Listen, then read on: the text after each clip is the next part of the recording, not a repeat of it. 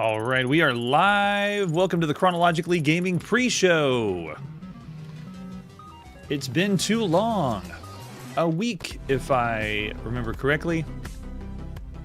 Well, welcome everyone to Chronologically Gaming. We do play every video game in order of release, and we've been doing it for a long time. If we are playing the games too fast for you, you can always look back at the backlog videos, because we're going back and picking up all the games that we missed as well. Every game in order of release. Howdy, Brad. Welcome in. We're going to go all the way to December 1982 and see what is brand new. Only the good stuff. Well, and the bad stuff. And the games you've never heard of. We see and play way too many video games. Hey, welcome in, Brian. Yeah, we added a few more to the backlog. We got a lot. There's a lot of games to cover in the backlog. Hey, GSE Stream, welcome in. This is the pre-show. Even more live than we were on the show. Because I don't really do what Twitch wants me to do. Twitch wants me to just, play games and not talk. Or talk very little. And just play hours and hours of games. And doing this in a small form factor show is really not what they're looking for. But we're going to be doing something that no one's seen before. This is what no one's usually seen. Hey, Barclay, welcome in. Or should I say Cy B? A few people that have been watching the show, I've noticed they've changed their names. They went from one name to another. Great to see everybody in. We're going to see a snapshot of what the new games were in December 1982. We just started December 1982. And we do see everything. So if you're only expecting consoles, nope, we do everything in the arcade. Every single console, I know for sure we're doing all those. And for sure everything in the arcade. We are getting as many home computer video games as we can. And handhelds are the ones that we can actually play is even harder to find.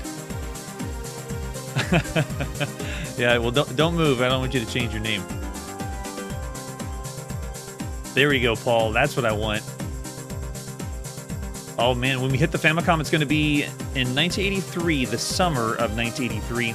So I probably think we're going to see the Famicom in a year or two from now, judging by the number of games that are in 1983. I'm going to be so excited to play baseball on the Famicom. Yeah, it's middle 1983, but for our show, it might be a year or two before we actually see it, because there's a lot of games in 1983. The Commodore 64 goes crazy. They are releasing way too many games.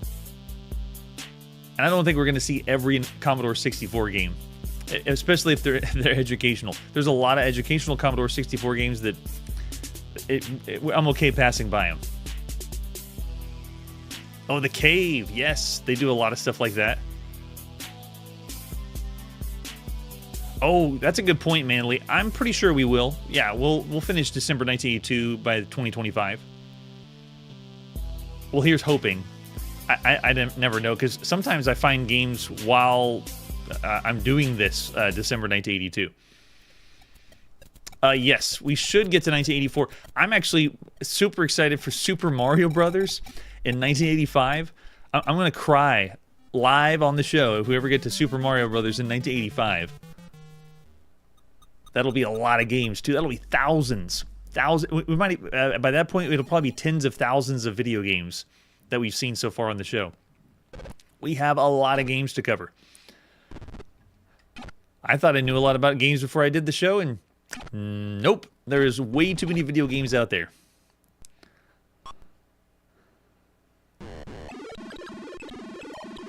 It seems like a long time from now to be in 1984.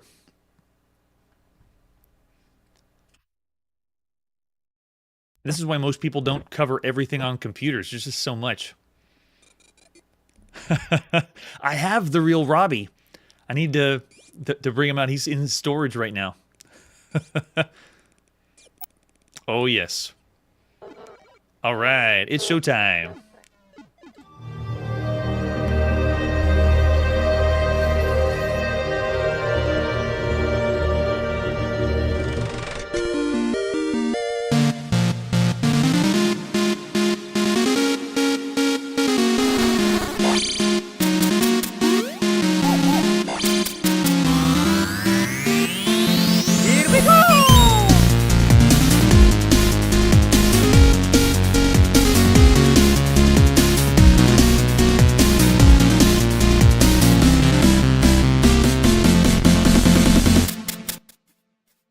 Hey, it's Chronologically Gaming, the only channel that's perpetually retro because we're playing every video game in order of release.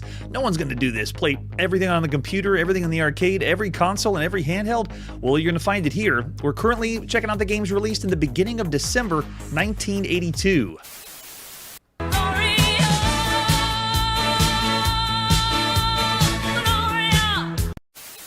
And we were last on the Atari home computer playing Baja Buggies. Let's see what our next game is.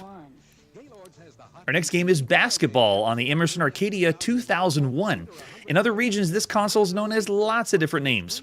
But this is in North America, or sometimes it could have been Europe too. But let's check out and play Basketball. All the cool consoles are doing Basketball. It's already on the Magnavox Odyssey. Atari 2600 has Basketball, Magnavox Odyssey 2, and television. So why not? You got to get Basketball on this console as well. This one's a reconstructed box that we're checking out. This one's done by Screen Scraper, I believe. So everything you're seeing here isn't a real scan of Basketball, but they are giving us a little bit of what the picture looks like. They just threw all kinds of things in the front. The Olympic rings, basketball, people jumping. There's like 4 or 5 people in the air. So maybe they haven't even played basketball. After we play this game, you may think to yourself, I don't really know what basketball is yet. But we'll see what happens. This one is the 23rd game we played for this home console. This console only has 23 games right now. It is the little console that could. The Arcadia 2001. In Japan, it's known as the Bandai Arcadia. So, because Bandai is the one that brought it out.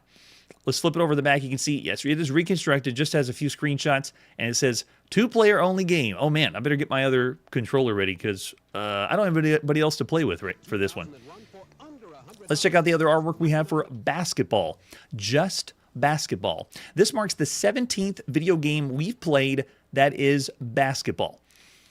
So here we go. What is this basketball going to be like? All we got is the box, and there's the system, the Arcadia 2001 by Emerson.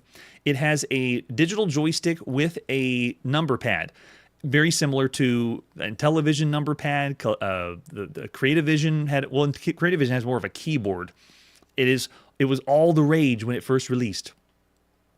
And there's the example of the cartridge that we're going to be popping into play, and a screenshot. And that's about all we have. We do have the manual for basketball. Tell us how to play. So this one is, you can see a different region that I was able to find a scan for the manual because it was found in lots of different places. But this console is a very obscure, rare one. I have never played on the Emerson Arcadia 2001 myself, or any other models or variants. And I've been to the National Video Game Museum. So I'd like to see what the console is like for itself. And we're going to play a sports game, so that's going to be even stranger. All right, let's see how to play some basketball. The annual basketball championship title is at stake. They put story in for basketball. It sounds like we're playing on the Atari now. The whistle blows, the game begins, the ball's tossed in the midcourt. The player for each team jumps up and grabs the ball. Alas, you've lost They're really telling us a story? I'll let you read that at your leisure. The game objective is gain more points than your opponent. Yes, we know. Here's how you get started. Connect everything up. Make sure you insert the cartridge like this. That's how the cartridge goes. They don't mention anything about blowing into the cartridge. That doesn't even exist right now. So the hand controllers are going to have an overlay. You have to have this overlay because you cannot play this.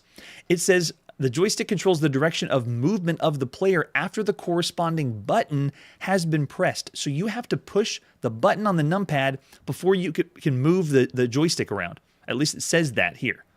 So I'm just letting you know you have a left-hand controller and a right-hand controller that have to have the overlay, and you have to have 2 people to play.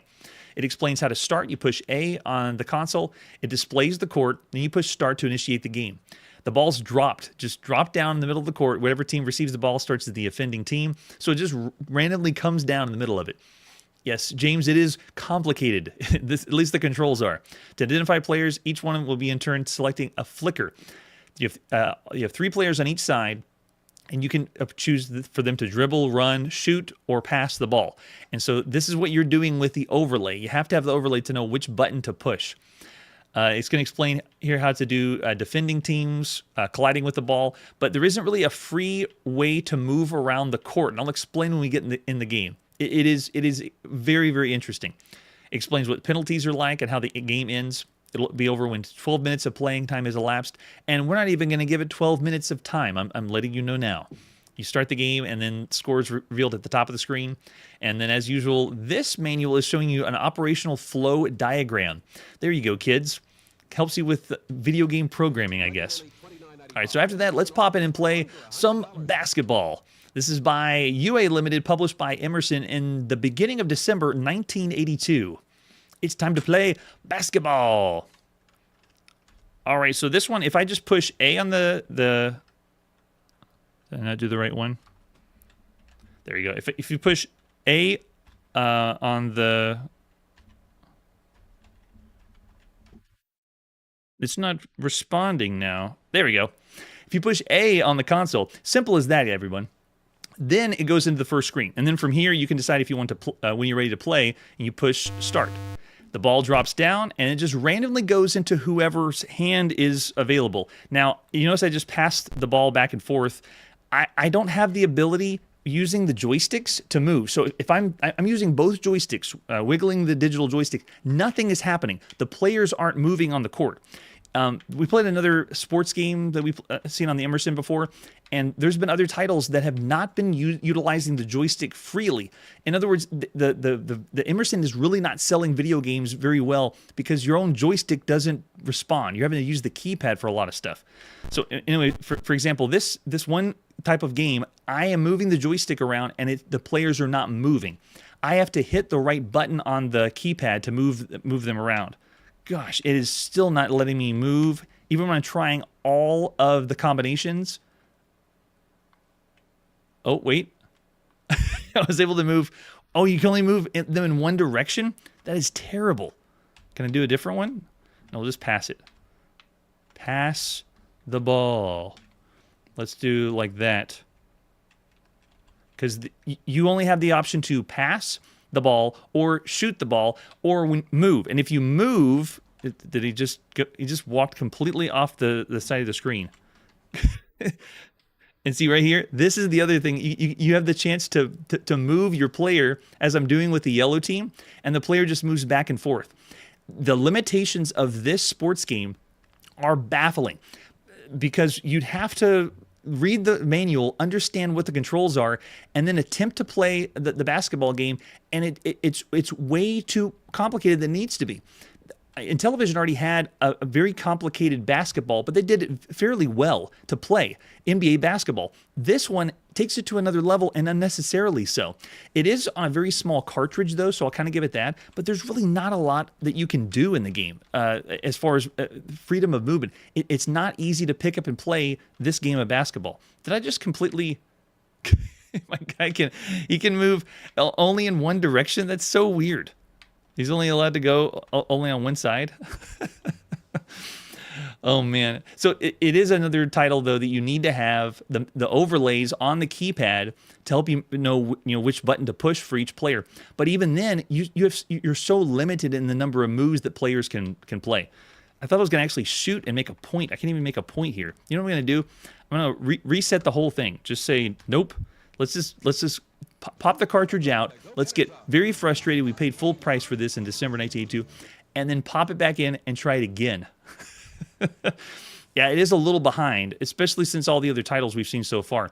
Some of the best basketball we've seen so far on all home consoles has been basketball, or on all systems, has been basketball on the Atari home computer, NBA basketball that I mentioned on the Intellivision, and Atari basketball that we've seen in the arcade. All those are much better examples of this one. All right, so here we go. Let's go in. Against my better judgment. And it just randomly lands in someone else's hand. And if I want to try to go for a shot, come on. You can pass, and then, oh, go for it. Go for the shot. But notice my players aren't moving. You don't really have the freedom to move around. Looking over the chat, I'm sure everyone's scratching their heads thinking, why? How is this even a thing? Oh, he didn't even make... I think it's doing the same shot every time. Hold the button down, right? Maybe it has to go using the joystick? No, it has the same command. I feel like I'm just so restricted from doing anything that I want to. So if I wanted to be fair, it is using only a very small cartridge size. It's 4 kilopower, which is about the same size as the Atari VCS before bank switching. So it's kind of impressive they got this to run. But you noticed looking at this and me attempting to play the game, it's very rough around the edges. It has a lot to be desired. All right, so we do have the ability to control multiple characters, switching back, but very loosely. The other sports we played so far on the Arcadia 2001 have actually fared a little bit better than this one. Football was above average football game whenever we first saw it. Same thing with baseball for all the games you could play on home consoles. Bowling, though, was very similar to this one. It was only operated with the keypad, and I don't understand the reason why. I will give it credit that it's not the worst basketball we've seen so far. Having played everything and seen every video game up to this point, there is handheld basketball games that are worse than this. One example is the one on the Intex Selecta game. That basketball, I would say, is worse than this basketball. And you would learn this when you spend enough time, but I wouldn't want to even spend enough time for it. I'm looking over in the chat. Yeah, Odyssey 2 games, yeah, I would say it looked better than this too. And that's all I really want to show for basketball. I wanted you to experience the pain. If you had bought basketball for this system, and now you understand why this is only the 23rd game on this home console, and why this console didn't really fare that well in the console wars. All right, so of all the games you could play on all home consoles right now, basketball is very, very low. I'm thinking in the bad range at least, maybe even lower than that. Looking over in the chat, I got a half star, 1.5. There's a 1.5 rating, and then 1 star because it's not even in black and white. Nice, Brad. And then I got some people saying broken. Of all the games you can play on all home consoles, if you think it's in the 1-star range, you call it a broken game. If you think it's around the 2-star range, oh no, Curtis, great question. I tried this on both emulators that I have. Both emulators respond and do the exact same controls. It is possible that the dump could be incorrect or something wrong with that, but most of the time I get fairly good results with the Arcadia emulator, and it's still the exact same thing was happening. So if you have any other insights, let me know. But otherwise, I'm going to go with, of all the games you could play on all home consoles, a 1.5-star rating. I won't call it broken quite yet, just because it may be my functionality not having the overlay on the keypad, but I'll still say bad of all the games you could play on a home console. Basketball is rough. Even if you don't like sports, you would stay far away from this one. All right, after that, let's see what our next game is. All right, we're still going to hang out in North America and play on the Sinclair, or Timex Sinclair 1000. This is Batcage. Never heard of this one. Let's check it out together. This one looks like the generic Timex Sinclair 1000 boxes. Batcage, you only need 2K of RAM. That's right, this is the budget system. The Sinclair's ZX81, or in North America, Timex Sinclair 1000, this is the 92nd game that we've seen for this tiny little calculator computer. And the 4th time we've seen a game by the Timex Computer Corporation. They've done games like Backgammon and Big Flap Attack. So let's just see what Batcage is all about. Do we have any other artwork besides the box or the cassette case? No, we just have a screenshot. We do have the manual, though. Tell us how to play Batcage. It's a furious little game that'll really put your reflexes to the test. Capture as many bats as you can in the bat cage while fighting off the relentless attacks of other bats trying to rescue them. Well, they're being very literal. It definitely is a bat cage. It shows us how to play. We're going to be a bat flapping about, we'll see a bat flapping at the top of the screen and 8 bat eggs bouncing around the field. At the bottom of the screen is the bat cage. Inside the cage is a bar you can use to beat back attacking bats. Sounds like this is a tongue twister. And capture bat eggs and carry them back to the cage to hatch. In the upper right-hand corner is the playfield and scoreboard. The object is to keep as many newly hatched bats as you can in the cage, driving off the attacking bats that are trying to free the bats, and of course put the greatest number of points on the scoreboard. It has some tips right here. This is the inside sleeve of the cassette case. It has some loading instructions. It explains what the scoring and how that works. And then it says, happy bat hunting, with a few suggestions. So I'm very curious. Let's pop in that cassette and play Batcage. This is by Thomas J. Burke, released in the beginning of December 1982. This is the very first and only video game by Thomas J. Burke. If you're out there, Thomas, let us know if you made any other games. All right, so here's where we're going to go. The game just goes right into, it actually doesn't go this fast. It did it for us. But if you were in December 1982, it would take a long time to load. But you go into the game, and I'm using the cursor keys 5, 6, 7, and 8. I have a little paddle down here in the bottom bat cage you can see right here. And as I move the cursor keys around, it moves the paddle around. So the object of the game is, if you look at the top of the screen, there is a bat floating around, not the other 1 pixel dots. The 1 pixel dots are the eggs, bat eggs. The 3 pixel at the dot flapping around is the bat. If you don't see the bat, then use your imagination a little bit more, and remember it's December 1982. So what you do is you move the paddle around, and as you're moving the paddle, you're supposed to find one of the dots and collect it. Let's get one. There we go. And then come to the cage, release it, and look, I made a bat inside the cage. Once I do, though, the bat at the top of the screen starts flying around, and he's trying to get the bat or release it, and I have to bounce the bat off. And if I do it enough times, or take long enough, look, the bat loses interest, and then it stays at the top of the screen, and I've successfully captured a bat in the cage. This is, I've never explained any game that is quite like this. This is a unique, new thing we've ever done for any game, and I wouldn't have it any other way. So I just got another egg, I put 2 bats in, and look, the bat is now coming. He's trying to get me. Don't adjust your audio on the Timex Sinclair 1000. There is no sound. So now I'm just deflecting the bat as it bounces around, and then it returns to the top of the screen.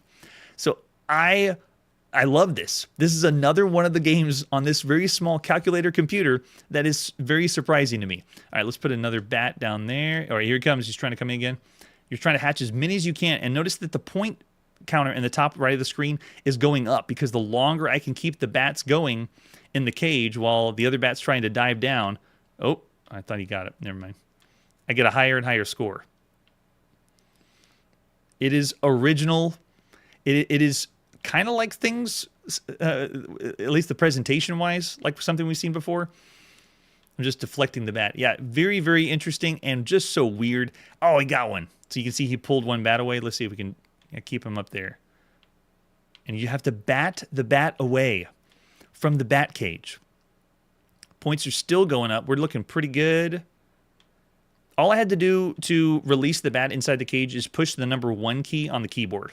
All right, so I want to pause there. Now that we have a little reprieve, you can see all the bats that are going around the cage.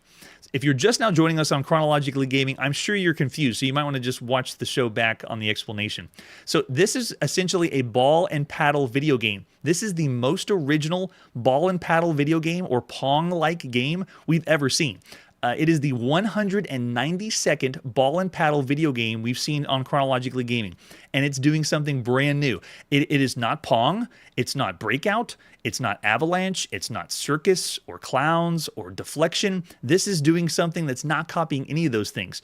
I'm still a paddle, you know, moving around, and there's still dots like Pong, but this is doing something completely different, and I love it. So we've seen Deflection, we've seen games like Tube Frenzy or Bumper Ball. Those are some games that also take this idea, the ball and paddle genre, and do something new. But this is out there. This is like Pachinko on the Magnavox Odyssey 2. It's doing something very different. It's like we're having to protect the bats, and then it turns into a Pong-like game. All right, let's get another egg, pop it in there, and go. And you see points go up, and then deflect the bat away. And then as the game progresses, they end up adding more bats at the top. So right now, I only have to bat 1 bat away. But then, oh, did I lose him? Yeah, I think I went back in the cage because I wasn't paying attention, and the bat got in. If the bat does, then he goes to the top of the screen. And then eventually, it adds more and more, and the difficulty increases. So it's arcade style, but it's just very, very bizarre. Yes, Ubicore, I couldn't have said it better myself. This game is totally batty. The only downside, I would say, is it's keyboard controlled only on the Timex Sinclair 1000. I don't believe this was released in other regions. It was only here in North America. But you have to use that really tiny membrane keyboard to play the game. That would probably be the downside to Batcage. All right, so I'm intrigued. I'm interested. If I would, I would say this is an above average video game for all the games you could play on the home computer. But you can see how simplistic it is, graphically and gameplay wise. Because of the keyboard controls, I won't say above average with 3.5 stars. I'm thinking more around the average range because of the keyboard controls. How many puns do we have over there? I got pretty cagey response from Curtis. I love it. Yeah, interesting. Keep the puns coming. That's so fun. Yeah, there we go. Paul's saying 4 stars if it's only on this system, and yes, I would say so as well. 3.5 or 4 only for the Sinclair or Timex Sinclair 1000. 3.5 from Barclay. That's very, very nice. And then Brad saying 3. I'd say 3.5, but I'm going to keep it at 3 stars because of the keyboard controlled only. This is going against every other computer video game that's out there. This is cool, but you can understand the simplicity behind it. And imaginative. I love it.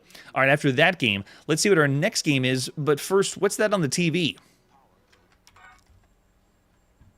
Hey, Louie, you're gonna buy a video game. All right. Ooh, hey, cool, dude. Atari 2600. Oh, news, Louie. Check out this new Gemini system from Coleco. It plays all the same games. It's about the same price. And Gemini comes with Donkey Kong. Hey, this joystick plays better than Atari. And you Check get a out the built-in controller. paddle. And coupons worth $25 for all these arcade cartridges. Okay, Gemini. Smart, Louie. Smart. I know, Gemini. The new game in town from Coleco. Wow, you saw that? That is the brand new Coleco Gemini console that's being released right now, and you bet there's lawsuits that are going to happen from this. The console is not something we're really going to play ourselves because the Coleco Gemini was basically only playing everything that was available on the Atari and the other systems. Coleco has already tried making an expansion module on the ColecoVision that allowed you to play Atari home cartridges, home console cartridges. And this is their standalone console. And it had a very short life. You can understand it was pulled from shelves pretty quick because it is essentially a video game console that's allowing you to play all the cartridges like if you had the expansion module. Awesome. I've never had a chance to play it myself. I love, Charlie saying lawsuit time. You bet it was. Bermuda Triangle is the game we're going to be seeing now for the Atari VCS. Or, the brand new Coleco Gemini, if you can get it before it's pulled from the shelves. Let's check out Bermuda Triangle, starting with the box. All right. Excellent. Yes, it looks like we're going to Bermuda, or at least underwater, which is a nice touch. And they're still making games for the Atari? That seems surprising because this is the 185th Atari game we've seen on Chronologically Gaming. And it's by Data Age, the 7th time we've seen this company. And this is the last game that Data Age is going to release in 1982. So let's hope they go out with a bang. Flip it over on the back, and we can see it's a mini sub that's going to venture into perilous waters of the Bermuda Triangle. Limited warranty, blah, blah, blah. Can you survive the legendary sea monsters, powerful laser beams, explosive mines, and other dangers of the deep? I don't know if I'm sold yet. Tell us more. We have the actual scan of the box and the reconstructed box. Old and grungy, and then brand new, or sort of brand new. We also have the ad you would have seen in magazines at the time, and this one says that if you get 100,000 points, we'll send you the free secret manuscript about the Bermuda Triangle. If you get 500,000 points, you can receive a free replica artifact from the underwater city, which means it's another video game with a contest behind it. This is the 15th video game that has a video game contest tied into it. Oh, no way. Yeah, and Paul's bringing up the releases of the Atari because I said, oh, they're still making Atari games? Yes, even now, at the time of this recording, in the future, they are still making Atari. It is never going to stop. There's the example of the cartridge for the Bermuda Triangle video game. See, Data Age held a contest where you could win a free secret manuscript, and if you scored the 500,000 points or 100,000 points, but they didn't include real money like they did with some of the other titles we've seen. Real money winning from video games is where it's at. So there you go. That is some of the artwork for Bermuda Triangle. Here's the manual. Tell us how to play Bermuda Triangle, the Deep Sea Survival Basic Manual. Have a little story over on the top right side. In a mysterious spot of water near the Atlantic seacoast known as the Bermuda Triangle. So at this point, we've already seen video games that have the Bermuda Triangle. This is the 3rd time we've seen a video game that's done this. We've seen the Bermuda Experience that was on the Atari home computer, and Devil's Triangle that was on the Dragon 32. So Bermuda Triangle video games, this would be the 3rd we've seen on Chronologically Gaming. And watch out of nowhere laser beams rip past your vessel. We have deep sea expedition objectives guiding our mini sub, collecting as many priceless artifacts as possible. I was going to say they're giving us objectives. Our main objective is shoot everything. See, he explains at the top of the screen, we're going to have a research ship that can deliver treasures from the bottom of the ocean. The sub is what we're going to be driving. There's some of the valuable artifacts that we'll find at the bottom of the screen, and there's everything we have to blow up. Giant squids, man-eating sharks, aquatic drones, explosive mines, Bermuda bombs, only found within the city's purpose still unknown. Don't try to pick it up. It has a trigger that'll be blowing everyone up. And then we have also enemy ships. And this explains how to set up your game. Make sure the console's turned off and so forth. We have the joysticks. If you want to play 2-player, it's hot seat arcade style, so you don't get to play at the same time. And there really isn't game variations. I don't want to call it because you can see the game variation is just if there's going to be the laser beam or not. It's really not as compelling. You got to have those game variations to really enjoy the game.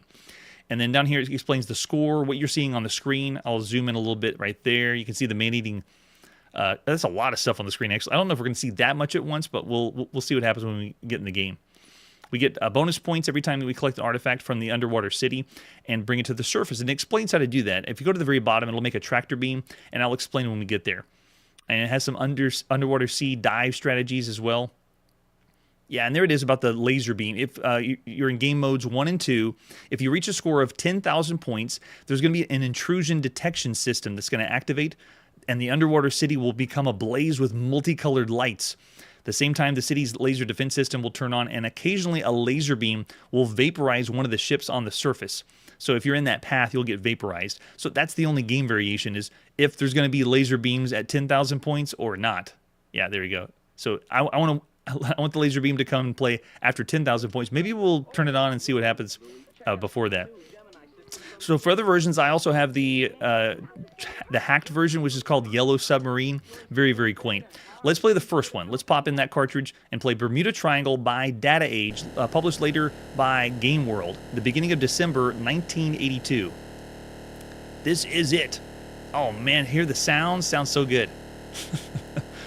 This game is already moving really fast. So the attract mode allows you to move around like some of the Atari games do, but you have to hit reset to go in, and let's do it. Oh yes, hear the sound effects. Check out that scroll at the bottom. That's pretty nice. So we have at the top of the screen, that's the sub we need to return our artifacts back to. But essentially, you're just going to be blowing stuff up, shooting. I can hold down the red button of the Atari VCS joystick and just have an auto fire. I also got a little bit of freedom too. It's not sticking me on one side of the screen like it does with Scramble. I can move around a little freely, blow up all of the forms of life in the Bermuda Triangle. We don't care about those. But if you want to get the extra bonus points, look at the bottom of the screen and collect some of the artifacts. You can see I can pick a tractor beam and pick up... Oh, nope, don't pick up those. That would be one of the bombs they said to avoid. If you look in the top left of the screen, that is the number of lives we have left. All right, we're passing by some. Let's see if we can pick up one of them. The tractor beam really reminds me... There, I got one. And you see a return to the top, got some extra bonus points. But the tractor beam reminds me of Cosmic Arc in a little bit. And yeah, the look of this is really similar. Someone mentioned Space Jockey. I see Brad over there. Yeah, it does kind of remind me of that. The ship is very nice and colorful and is animated, which is a nice touch. So if you don't even want to pick up artifacts or get extra bonus points, you don't have to. There's really not a time constraint. It's just staying alive and shooting everything in your path. So this is a scrolling shoot 'em up. And man, oh man, scrolling shoot 'em ups are becoming very, very popular. This is the 174th scrolling shoot 'em up we've seen so far on Chronologically Gaming. It's the 18th we've seen on home consoles so far, and it's the 9th scrolling shoot 'em up we've seen for the Atari 2600. Some of the good ones that we've already seen to this point have been Chopper Command, Defender, Star Wars, Empire Strikes Back, Vanguard, and Space Jockey that someone mentioned. Worm War 1 is another really good one. Mega Force, and Planet Patrol. Just to name a few, that would be all the ones on the Atari. So I also like that this one's a little forgiving. Notice that when I get hit, I don't instantly die. I have a little bit of a leeway, which is really nice. Right, let's pick up another artifact. Can we make it to the top though? Oh no, easy. Got it. So when you pick up the artifact, it's almost like you're playing slightly a game of Frogger. It's kind of loose, because you have to make your way back to the top of the screen with it without dying or blowing up. So really, really cool. I like that we get the auto fire, or not auto fire, turbo fire. You have to hold the red button down, but you're shooting automatically. and it does fire really fast. So it's more of dodging the enemies that are on the screen so you don't blow up. Oh, the fish don't kill you. I see. So the jellyfish and the sharks don't kill you. They stun you.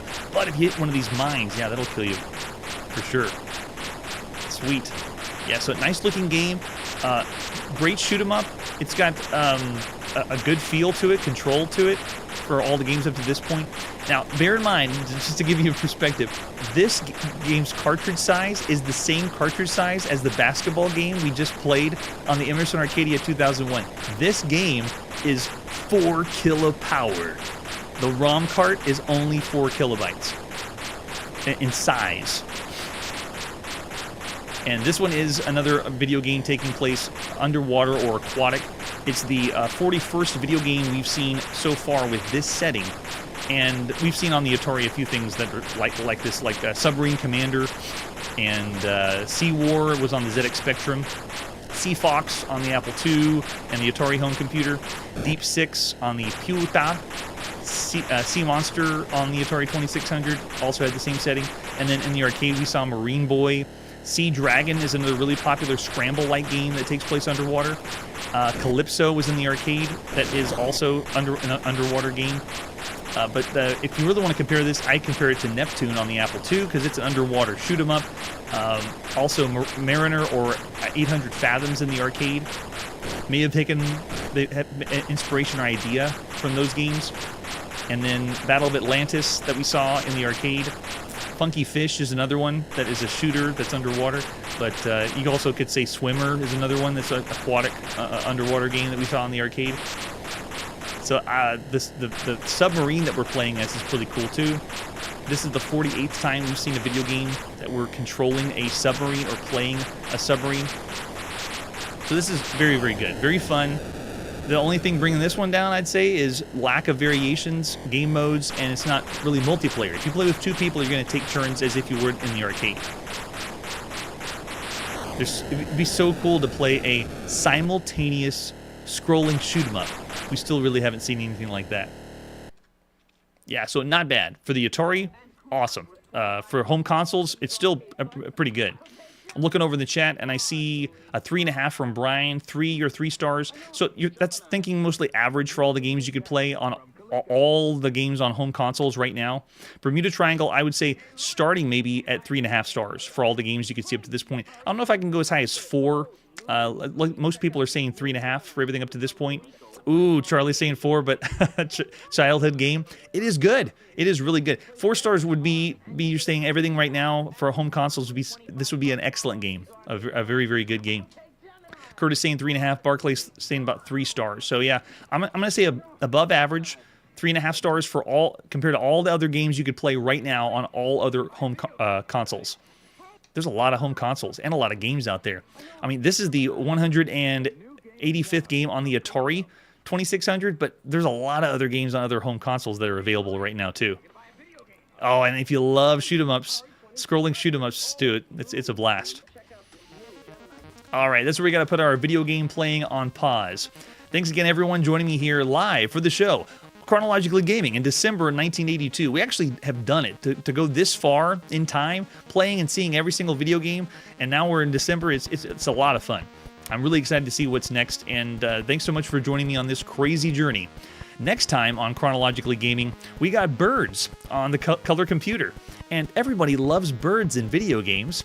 Some more for your Arcadia console, and Atari brings a dangerous game with spiders to the arcade. That's it for today, and like I always say, it's about this time the CFO of Atari told the stakeholders they were in trouble.